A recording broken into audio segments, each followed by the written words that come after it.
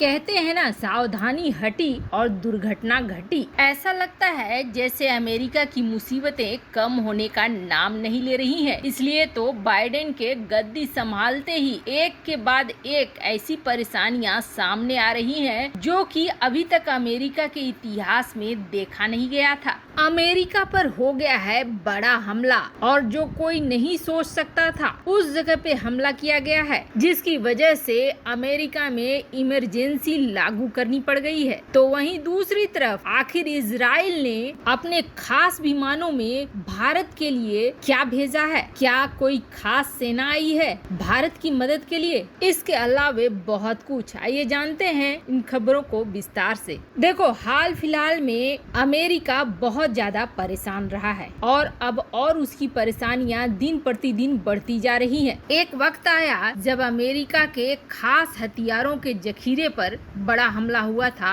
और वो भी सॉफ्टवेयर का हमला, जिससे पूरी जानकारियां ही हैक हो गई थी। कई सारे डेटा कहां कहां पहुंच चुके थे। उसके बाद अमेरिका में कैपिटल हिल वाली घटना हुई, जो कि बिल्कुल अमेरिका के 200 साल के इतिहास में पहली बार इस तरह की घटना हुई, जिसने अमेरिका को सबके सामने एक अलग ही रूप में ला दिया। वो अमेरिका जो दुनिया को अपने आप को सुपर पावर कहता है, उसकी सुपर पावर शक्तियां कैपिटल हिल में जहां ध्वस्त हुई, तो वहीं महामारी ने तो उसके सारे कलपुर्जे ही खोल दिए और उसके बाद लगातार उसकी समस्याएं बढ़ती जा रही हैं। देखो, आप अमेरिका ने एक भस्मासुर पैदा किया और वो भस्मासुर अब अमेरिका के लिए ही संकट बना है। दरअसल अमेरिका ने चीन को शुरुआती दिनों में काफी मदद पहुंचाई। अर्थव्यवस्था से लेकर हथियारों तक कई क्षेत्र में चीन को मदद पहुंचाते रहे। उनका टारगेट था कि चीन को रूस के खिलाफ खड़ा करेंगे, लेकिन स्थितियां बदल गई हैं और अब ये हाल हो गया है कि चीन और रूस एक पाले में जाते दिख रहे हैं। और ये जो भस्मासुर अमेरिका ने खड़ा करा है, ये भस्मासुर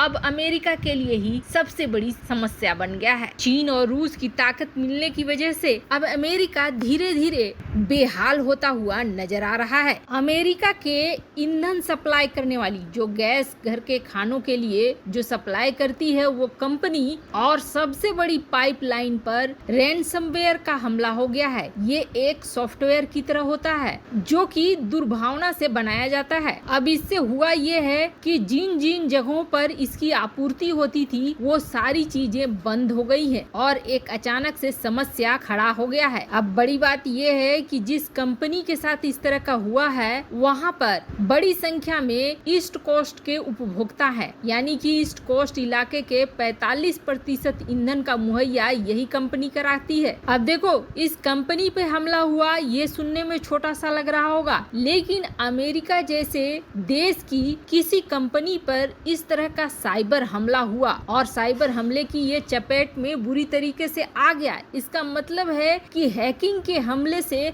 अब तक अमेरिका सुरक्षित नहीं हो पाया है। पिछले कुछ महीने पहले ही हैकिंग की बड़ी समस्या आई थी। अब इसके बाद इसमें सरकारी एजेंसियों और कॉरपोरेशनों को अगर निशाना बनाया जा रहा है, तब तो अमेरिका के लिए समस्या अभी खड़ी ही है। अब कहा यह जा रहा है कि अमेरिका के साथ इस तरह की हरकत होने के पीछे रूस का हाथ बताया जा रहा है। कुल मिलाकर साधारण भाषा में कहें तो अमेरिका के अंदर सेंध लग चुका है। अब कितनी जल्दी अमेरिका अपने देश में लगे सेंध को बंद करता है, वह उसकी योग्यता पर निर्भर करेगा। तो वहीं दूसरी तरफ इजराइल ने जो अब भारत के लिए किया है, वो बिल्कुल सच्ची दोस्ती को दिखा रहा है। हमने हाल ही में देखा था, इजराइल के लोग एक जगह एकत्रित होकर भारत के लिए ओम नमः शिवाय का जाप कर रहे हैं ताकि भारत पर आई ये आपदा दूर हट सके। तो वहीं इजराइल के राजदूत रोन मलक्का ने कई सारी खुलासा करी है। रोन मलक्का ने ये कहा है कि हम इजरायली न सिर्फ राजनीतिक बल्कि इजराइल में जो जनता है वो भी चाह रही है कि भारत के लोगों को किसी न किसी तरीके से मदद पहुंचाई जाए। इजराइल के लोग आगे आ रहे हैं। हम लोगों को जैसे ही सूचना मिली कि हमारे दोस्त भारत में इतनी बड़ी आपदा आई है, हमारे मंत्रियों ने तुरंत एक स्पेशल स्पेशल टास्क टीम बनाया जो कि सारी चीजों को देखेंगे और भारत के पब्लिक प्राइवेट सेक्टर तक जरूरत की सारी चीजों को पहुंचाएंगे।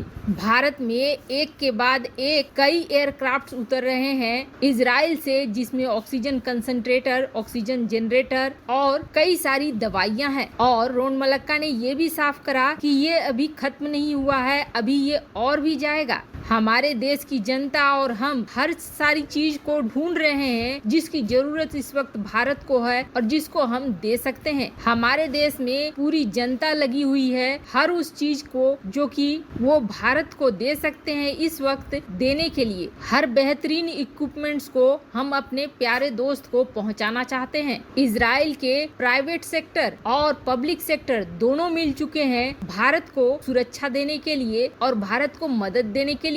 हम न सिर्फ अपने पास जो बनी हुई चीजें हैं वो भेज रहे हैं भारत, बल्कि हम खास तौर पर बना भी रहे हैं भारत के लिए इक्विपमेंट्स को, ताकि जल्द से जल्द भारत पहुंचाया जा सके। और इसके अलावे इजराइल के राजदूत ने बड़ा खुलासा करते हुए कहा कि हमारे एक्सपर्ट की टीम आ रही है इजराइल से जो कि भारत में इस महामारी से लड़ने के लिए मदद करेगी भारतीय टीम को। इसके अलावे उन्होंने कहा कि हर तरह की टेक्नोलॉजी की मदद के लिए हम अपने सारे एक्सपर्ट को उतार रहे हैं जो कि भारत में फैक्ट्रियों को और ऑक्सीजन कंसंट्रेटर और ऑक्सीजन जनरेटर के हब बनाने में बड़ी सहायता करेंगे। और आप देखना जैसे ही भारत में ये सारी टेक्नोलॉजी आ जाती है बिल्कुल सिचुएशन एक ड्रामा की तरफ बदल जाएगा। इजराइल ने ये भी मेंशन करा कि जिस वक्त महामारी शुरू हुई थी हम ये नहीं भूल सकते हैं कि किस तरीके से भारत ने इजराइल की मदद करने के लिए इक्विपमेंट से लेकर मेडिकल सहायता तक भेजी थी और हम दोनों की दोस्ती काफी पुरानी है। वैसे रोन मलक्का ने भी ये साफ करा कि इस महामारी से निजात तभी पाया जा सकेगा जब तक कि बड़ी जनसंख्या को टीका न लग जाए। हमने 3 महीने में अपने बड़ी जनसंख्या को टीका लगाया, यही वजह है कि आज वे बिना मास्क के घूम रहे हैं और पूरी तरीके से खुले हुए हैं। इस वक्त इजराइल हर संभव कोशिश कर रहा है भारत की मदद करने के लिए और जहां तक इजराइल खास टीम भेज रहा है ताकि यहां पर फैक्ट्रियां और परीक्षण किट का निर्माण हो सके। वैसे इजराइल के इस मदद के बाद उम्मीद यही जताई जा रही है कि जल्द से जल्द सिचुएशन काबू में आ जाए। सिर्फ इजराइल ही नहीं, दुनिया के कई बड़े बड़े देश, छोटे छोटे देश भी भारत की मदद के लिए आगे आ चुके हैं। अब उम्मीद बस यही जताई जा रही है कि जितनी जल्दी हालात काबू में आ जाए और इस दूसरी लहर से भारत को छुटकारा मिले। वैसे आपको क्या लगता है भारत के कौन कौन से सच्चे मित्र हैं? कमेंट कर अपनी राय जरूर बताएं। जल्द मिलते हैं अगले वीडियो में नई खबर के साथ।